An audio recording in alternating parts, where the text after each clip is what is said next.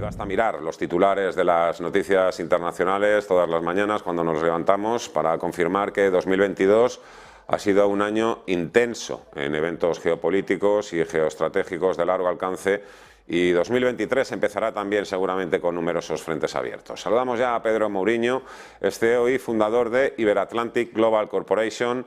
Hola, ¿qué tal? ¿Cómo estás, Pedro? Muy buenas tardes. Placer estar contigo. Encantado, Pedro. Sí, ahora sí que te escuchamos perfectamente. ¿Cuáles crees que van a ser los principales elementos de fricción en el plano geopolítico en 2023? Pues yo creo que hay básicamente un problema principal y de ahí derivan todo el resto de las fricciones que hay en el orden geopolítico mundial.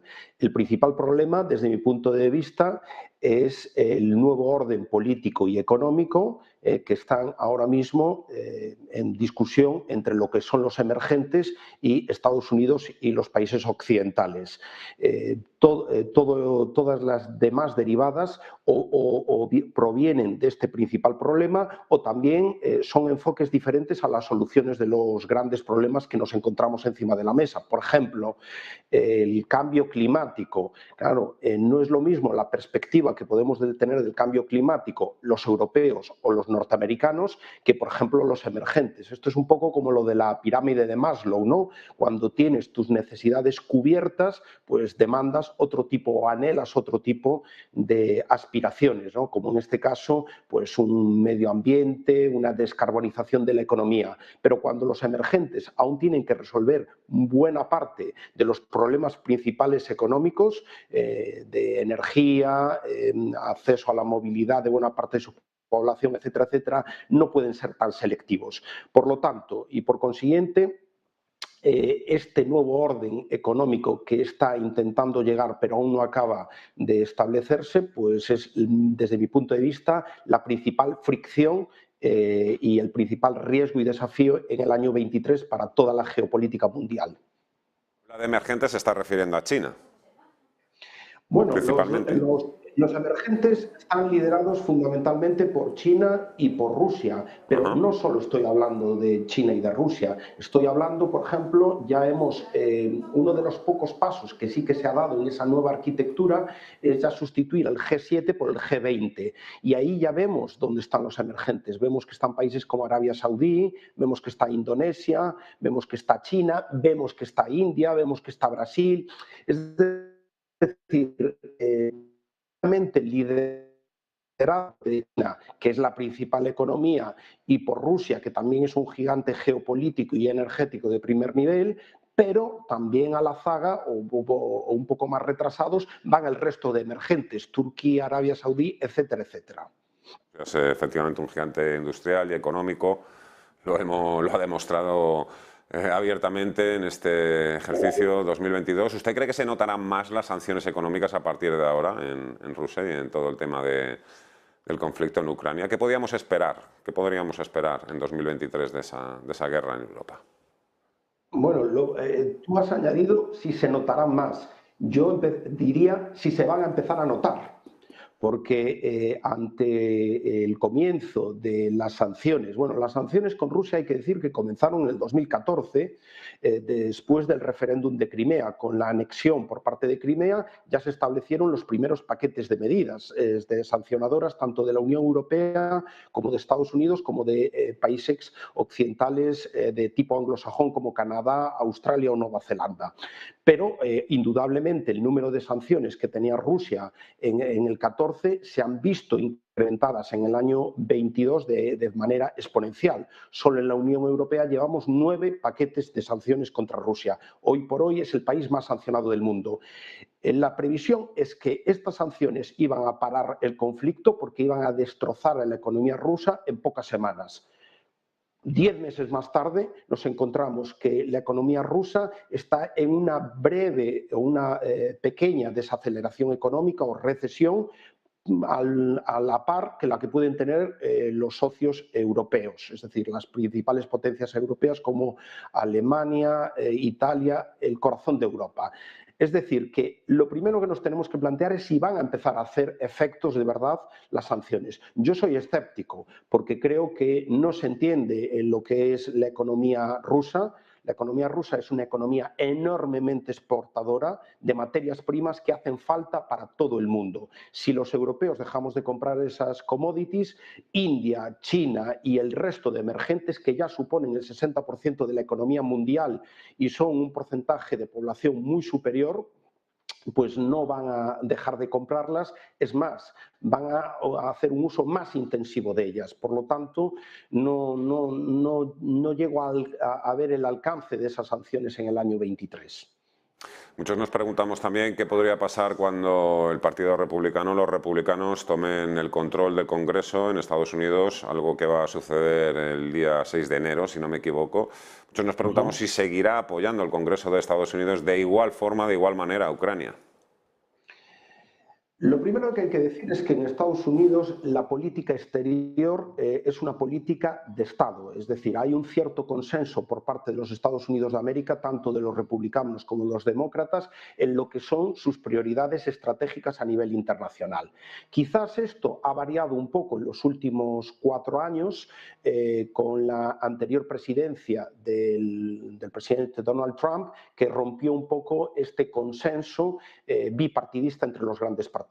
Pero en general Estados Unidos tiene intereses estratégicos que tanto los demócratas como los republicanos los preservan. Lo que sí que está claro es que quizás con un Congreso que sí que tiene un poder importante en materia presupuestaria, en la asignación de los fondos, quizás podría haber un recorte de parte de esos fondos por parte de Estados Unidos en apoyo militar, económico a Ucrania. Vamos a verlo porque también es cierto que el match ball, que eran las elecciones de midterm para el presidente Biden y para los demócratas, pues han salido con bastante bien de esas elecciones, y uno de los temas que planteaban de manera clara los republicanos era este apoyo a Ucrania. Por lo tanto, tenemos que esperar un poco a ver cuáles son las percepciones en el Partido Republicano, en esa nueva mayoría en el Congreso, y ver por dónde van los tiros. Las relaciones entre Estados Unidos y China se han deteriorado también este año aún más. El Congreso del Partido Comunista Chino, el último Congreso, tuvo además un marcado tono, diría yo, nacionalista. Prevaleció un poco más el nacionalismo frente a lo económico. Todos recordamos también la visita de la señora Pelosi a Taiwán, que pues eso, generó todavía muchísimo más nerviosismo. Esas relaciones deberían preocuparnos incluso más que la guerra en Europa. Esto lo digo entre comillas, porque evidentemente también a todos nos preocupa mucho una guerra tan sangrienta en el que está dejando tantos cadáveres en ambos bandos. Indudablemente. Esto lo pongo en relación a la primera intervención económico, donde China prácticamente ya está a la par nominalmente en el Producto Interior Bruto a Estados Unidos, ya la diferencia es exigua, y por lo tanto China en lo económico y en lo político exige un nuevo orden. Y todo esto se está cuestionando, el orden anterior. Se está planteando, por ejemplo, la introducción cada vez más del yuan como moneda de reserva y en las transacciones económicas. Hace escasas 2 semanas el presidente chino tuvo una gira o mantuvo una gira económica y política en los países del Golfo y ha acordado, por ejemplo, el pago del petróleo de Arabia Saudí en yuanes. Estamos en una redefinición de la economía y del orden político mundial, y por lo tanto las fricciones entre China y Estados Unidos, primera y segunda potencia, y las derivadas de bloques que se están conformando alrededor van a marcar los próximos meses y los próximos años de la geopolítica mundial. Es precisamente entre Estados Unidos y Arabia Saudí, su principal aliado y socio en esa zona del mundo. Pues, también han aparecido grietas, todo esto se ha ido trasladando también al mercado del petróleo. Se ve a la OPEP en estos momentos también como, no sé si le iba a preguntar si la OPEP es amiga o enemiga, o ninguna de las dos cosas. Bueno, en las grietas entre Arabia Saudí y Estados Unidos ya no son grietas, ya son fisuras anchas y amplias, y no son de este año, ya provienen, los saudíes ya mantuvieron un primer pulso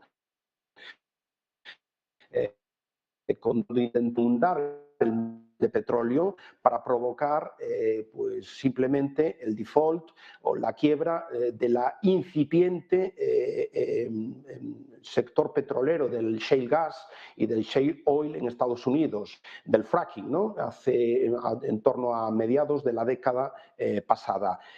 Ahora, en estos momentos, estas fisuras todavía se han acrecentado más y ya son más que evidentes. En relación a la OPEP, como dijo muy bien una vez Henry Kissinger sobre la política exterior de Estados Unidos, que dijo que Estados Unidos no tenía ni amigos ni enemigos permanentes, solo tenía intereses, la OPEP tiene intereses. ¿Cuál es el interés de los países petroleros o de los países productores de petróleo? Mantener los precios los más altos posibles entre un horizonte donde los países occidentales intentan descarbonizar su economía y, por lo tanto, prescindir no totalmente, pero sí buena parte de los tanto del petróleo como del gas, de los combustibles fósiles, y por lo tanto ellos lo que quieren es mantener los precios los más altos posibles para generar los ingresos más altos para sus economías. Y ese es el interés. Obviamente ese interés choca con el nuestro, que para el desarrollo de nuestras economías altamente dependientes de estos combustibles por el momento, y yo creo que durante muchos años, necesitamos que los precios se mantengan más moderados. Y es difícil poner estos dos intereses contrapuestos en un punto digamos, de equilibrio. Pero bueno, indudablemente también los países de la OPEP necesitan que las economías occidentales no se ahoguen para que puedan seguir comprando esos precios de petróleo. Por lo tanto, ni amigo ni enemigo, es decir, simplemente defienden intereses la OPEP.